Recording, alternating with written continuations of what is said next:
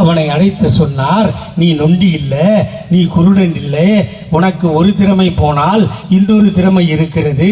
ஆகவே உனக்கு அழகான பெயர் வைக்கிறேன். இன்று முதல் நீ மாற்றுத்திறனாளி என்று பெயர் வைத்து அவனுக்கும் நலவாரியம் தந்த தலைவர். அதை தாண்டி அதோ போகிறான் 9, அதோ போகிறான் பொட்டை. சொன்னமா இல்லையா? அவனை பெற்றவர்களும் ரோட்டில் விட்டார்கள், மற்றவர்களும் ரோட்டில் விட்டார்கள். ஆனால் எங்கள் தாத்தா கலைஞர் ரோட்டில் விடல. அவனை அழைத்து சொன்னார், நீ பெட்ட இல்லை, நீ 9 இல்லை, உனக்கும் அழகான பெயர் வைக்கிறேன் என்று சொல்லி அவர்களுக்கு திருநங்கைகள் என்று பெயர் சூட்டி அழகு பார்த்த தாத்தா டாக்டர் கலைஞர். இதுக்கு இடையில் யாரோ பேசுகிறதெல்லாம் இங்கே மேடையில் சொன்னாங்க. அவனை விட்டுறாத, இவனை விட்டுறாதன்னு. நான் ஒரே வரியில் சொல்லி முடிக்கிறேன். டில்லியே எங்கள் மயிரை பிடுங்கலைன்னா கில்லி எங்கள் மயிரை பிடுங்குமான்றதை மட்டும் இந்த மேடையில் கேட்டுக்கிறேன். அதை தவிர ஒன்றும் சொல்கிற அளவுக்கு பெரிய தகுதி இல்லை. முத்துவேல் கருணாநிதி ஸ்டாலின்னு பேரை கம்பீரமாக வச்சுக்கிட்டா அப்படின்னு கேட்குறாரு. உன் பேரையே முழுசாக சொல்ல முடியல உன்னால். உனக்கு அப்பா அத்தா பேரை வச்ச பேரை முழுசாக சொன்னீங்கன்னா ஓட்டு விடாது. அதுக்கு தான் நீ பாதியாக இருக்கிற. அதையும் தாண்டி சொல்லணுன்னா அவங்க அப்பா பேர் கருணாநிதின்றது அவருக்கு தெரியுது, தாத்தா பேர் முத்துவேலுன்னு தெரியுது. உங்கள் ஒப்பம் பேரும் தாத்தன் பேரும் தெரிலன்னா போய் அவன்கிட்ட கேட்டுன்னு வந்து சொல்லிக்கா, எங்களை பார்த்து நோண்டாத.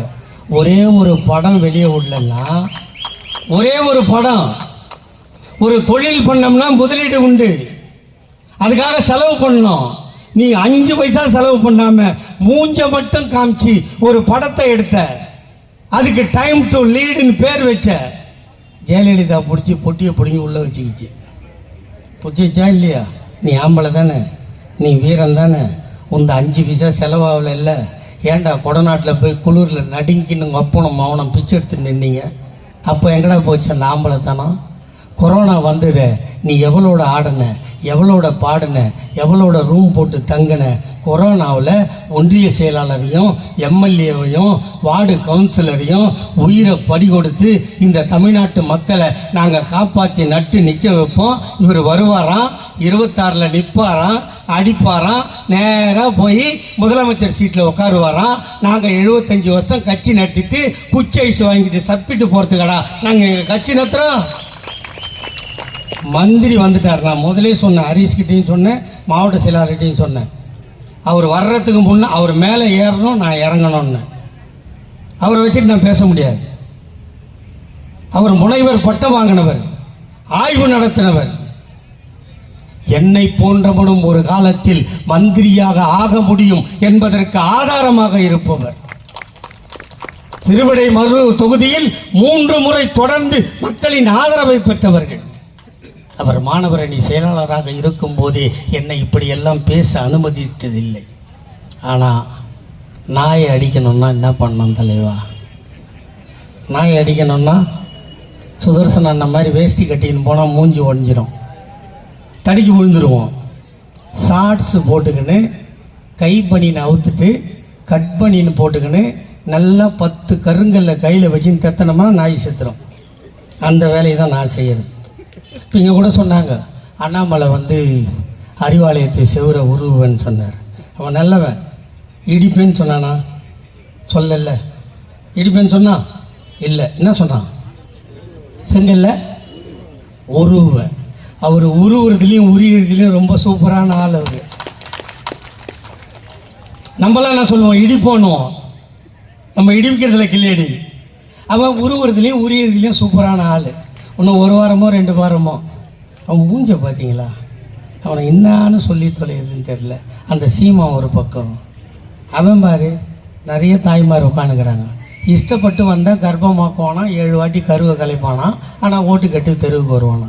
இந்த தீர்த்தகிரி பட்டியில் மட்டும் ஒன்று சொல்கிறேன், அது விஜயாக இருக்கட்டும், அண்ணாமலையாக இருக்கட்டும், சீமானாக இருக்கட்டும், எவனா ஓட்டு கேட்டான், சிவாஜி கிருஷ்ணமூர்த்தி பேசினான், 2 பொம்பளை மடக்கி அவனை முறத்தால் அடிச்சிங்கன்னு செய்தி வந்தால் மட்டும்தான் என் மனசாகும். ஒரு ஆணியம் பிடுங்கலை. உண்டா இல்லையா? இப்போ என்ன கதைன்னா, சீமான் கட்சி ஆரம்பித்தான். அவன் கட்சியில் இருந்தவன் பூரா காரையும் லேண்டையும் விற்று அவன் சைக்கிளில் போகிறான். சீமான் ஃபாரின் காரில் போகிறான்.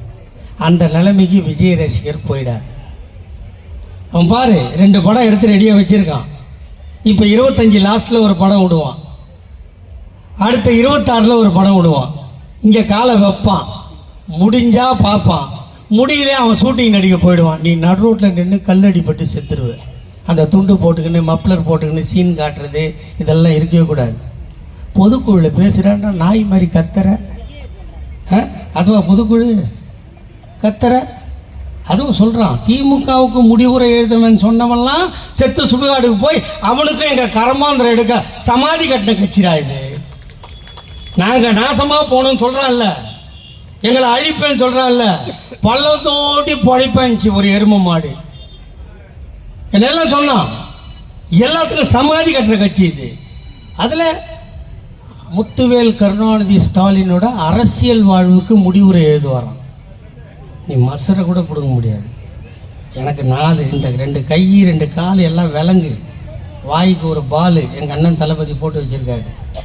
இல்லை அவுத்து விட்டாங்கன்னு வச்சிங்களேன், நீங்கள் பேசுகிற பேச்சுக்கு நாரி போயிடுவீங்க.